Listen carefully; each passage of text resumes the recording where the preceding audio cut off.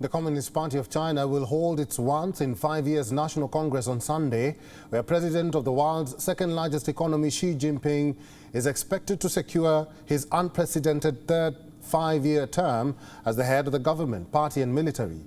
The decision comes after two-term limit was abolished in 2018, which further tightened Xi Jinping's grip on China. Moreover, this historic move is due to one of the most important meetings in the party's history in Beijing, with Xi likely to get the third term on October 23rd.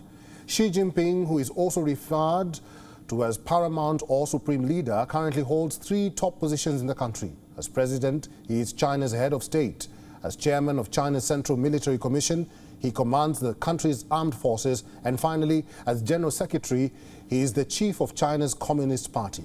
Now, you must be wondering why this week-long meeting holds such importance and what exactly happens at the Congress. Well, in the meeting, some 2,300 delegates will gather at Great Hall of the People in Beijing. These delegates will represent the 96 million members of the party. About 200 of them will be selected to join the party's Central Committee, plus around 170 alternate members. The Central Committee will then elect 25 people to the party's Politburo, and the Politburo will appoint the members of the Politburo Standing Committee. Now, these are the elite of the elite. The party's top cadres form the powerful Politburo Standing Committee. They are currently 7 members, including the party's General Secretary, Xi Jinping. And interestingly, all the members of the Standing Committee are men.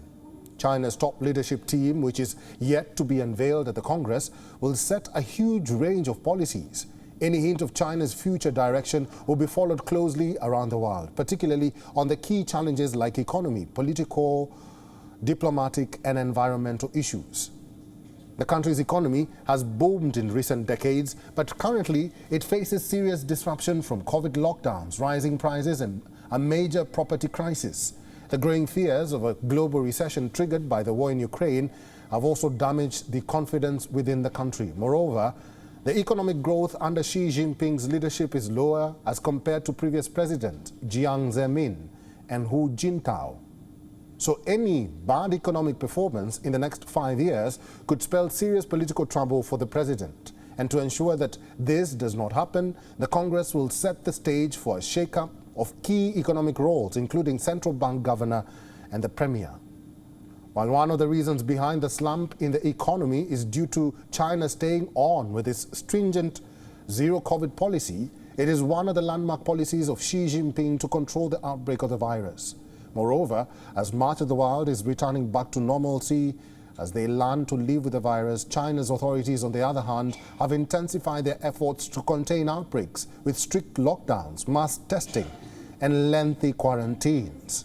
And with the upcoming meeting on October 16th, China is holding the opening ceremony under a strict zero-COVID policy, sealing organizers and journalists in a virus-secure bubble 2 days in advance. In addition to the economic slump and the stringent zero-COVID policy, China's assertive foreign policy has prompted a backlash from the West, particularly over Taiwan.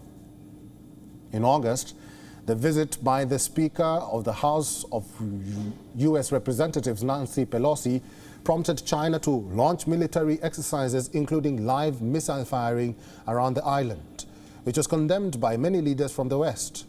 And as the 20th CPC National Congress is all set to begin in the Chinese capital, the big question is, as Xi consolidates his power over China, how big a challenge will Beijing pose to the global world order?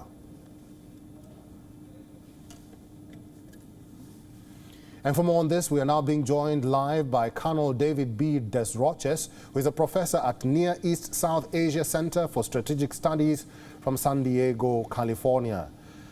David, good to see you again and welcome to the program. What makes China's 2022 Party Congress a landmark, and why does it matter? Yeah, I think well, first off, hello, it's always good to see you again, Eric.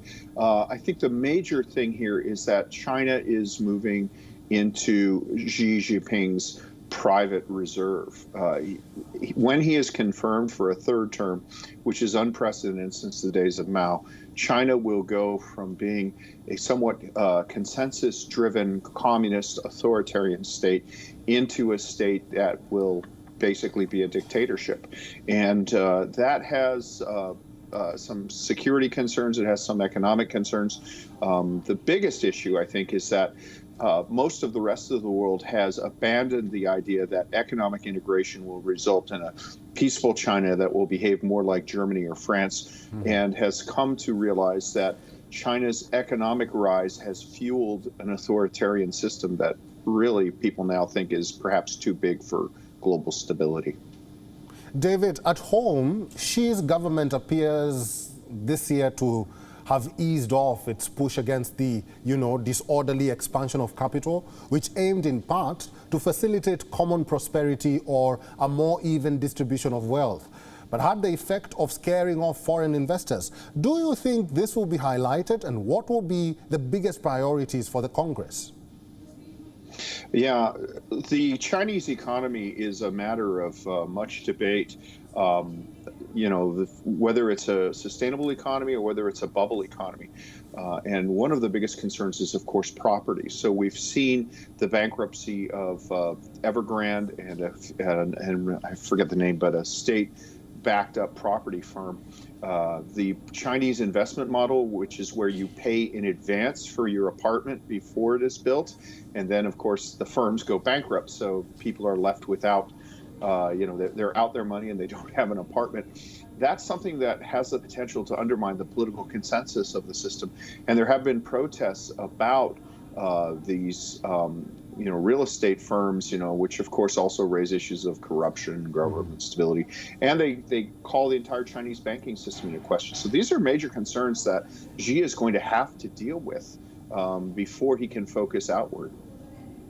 David, another concern, several of China's most seasoned leaders are retiring, ushering in a new generation.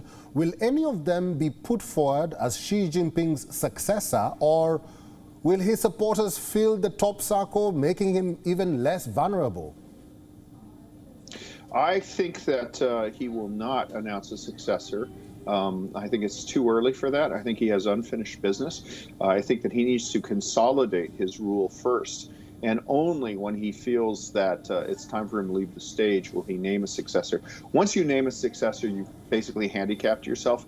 And I think Xi sees himself as on the rise. He sees this as a period of power consolidation for him. So I think that a successor will not be named during this term, and probably not the next term as well. We'll have to end this discussion there. I've been talking to Colonel David B. Desroches. As always, thank you very much for giving us time on WION. It's an honor, Eric. Thank you. WION is now available in your country. Download the app now and get all the news on the move.